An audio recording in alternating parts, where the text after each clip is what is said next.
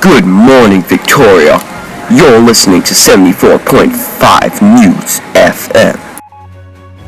Welcome viewers, this is Robert Frost. On this cold Wednesday morning, we have special guests David Burrows and Peter Hitchens joining me in the studio to answer the big questions surrounding the possession and use of Class A drugs. But first, we should cross over to Tony Hunt, who has all the weather info you need to get you through the day. Thanks, Robert. Today we can expect light showers around 3 o'clock in the city, with Footscray expecting 3 millimetres of rain today. It's currently 13 degrees, and within a couple of hours this will only increase to 17 degrees, which unfortunately will be the top temperature for today. And Robert, you sound like you've caught a cold there. Before we get underway, if the listeners have any questions they would like to ask, please don't hesitate and call us now at 1-800-745. Here at 74.5 FM, we'd love to take your questions. Firstly, we must ask the question, should the possession or use of a Class A drug remain as a criminal offence rather than being decriminalised? Peter Hitchens, over to you. Well, Robert, the use and trafficking of any Class A drug should remain illegal and offenders should be punished justly. But unfortunately, as a result of today's popular opinion, I doubt it will remain that way. And what popular opinion is that, Dr. Hitchens? That addiction should be treated as a disease rather than a criminal act. Wait a second, Peter. That's exactly what addiction is. Really, David? People take drugs because they enjoy it. Rubbish. When people are withdrawn from drugs, i.e. when they're in prison, it can lead to life-threatening episodes of grand mal seizures, delirium tremors, hallucinations, strokes, and heart attacks, and sometimes death. Addicts do it because it hurts not to. David, that's not true. When prisoners go to prison, they have the opportunity to undertake a rehabilitation program that I'll have to stop you there, Pete. That's going off topic. No, it's going off topic, Pete. They have the opportunity to undertake a rehabilitation program. I think we should continue with the prompt that we're given and not go off topic. We head now to David Burrows, who will shed his light and opinion on the matter. Thanks, Robert. Well, look, this is a very heavy matter facing society now. Whether the possession or use of a Class A drug should remain a criminal act. Now, frankly, I disagree with Peter. Most people don't know what they are getting into when they start meddling with the harmful substances such as weed, ice, heroin. As a former police officer, these party drugs were frequently being used by reckless adolescents. For example, 14.8% of 12 to 17-year-olds have tried cannabis, and 2.7% ecstasy and 1.6% have tried heroin. These figures may be low, but they're still alarming. Now, these figures are from 2013, but the scary thing is that they're on the rise, and that is why these confused and desperate teenagers need rehabilitation, not to be locked up in a jail cell. Why shouldn't they be incarcerated? In all seriousness, they broke the law. Well, Robert, frankly, it would be detrimental to their mental health if we put them in prison.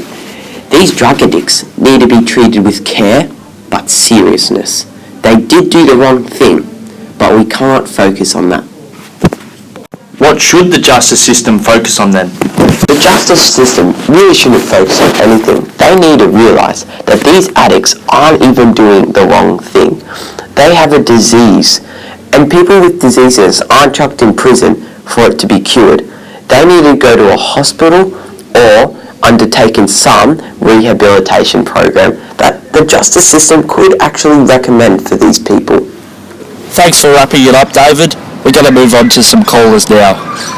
Our first caller is Lavender from Shepparton, Victoria. She is a dairy farmer and a former heroin addict. Lavender, how are you going? Yeah, I'm doing well, thanks, Robert. Peter, you arrogant, paranoid man. When will you come to your senses and realise that us drug users are addicted and that drugs have been so heavily implemented into our lifestyle? So how can you say that it should remain a criminal act when our very lives are dependent on it? Look at Holland, for example.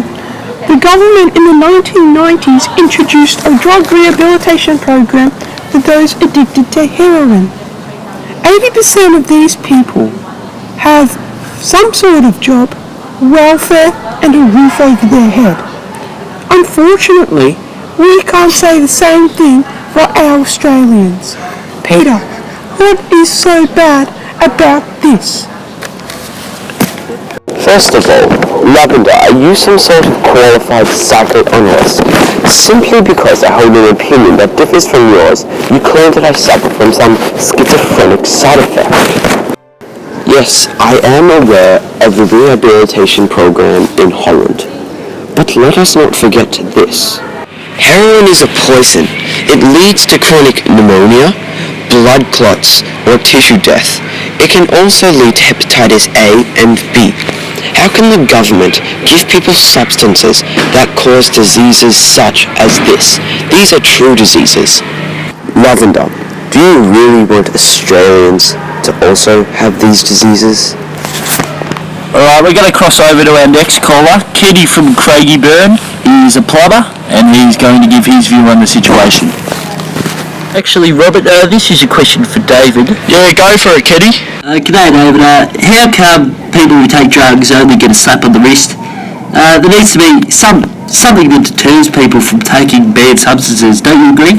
Thanks for your question, Kim. I absolutely agree. There should be a deterrent or something that deters people from taking drugs. Now, as a former police officer, I am well aware of the punishments that are bestowed upon drug addicts. So they are put in prison for roughly 3 to 10 years at the most, and then they're released into the public. But they're not changed people.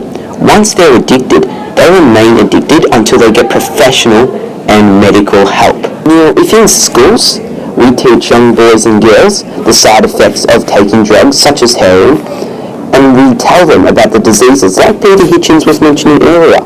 These things cause awful illnesses, such as hepatitis A and B. I believe that enough is a deterrent for well-informed and smart adolescents. Thanks Kenny for your question, and thanks to Peter Hitchens and Dave Burrows for helping us discuss this issue today at 74.5 FM. We're going to head now to an ad break. On the other side of this break, what pottery should you use for your tea?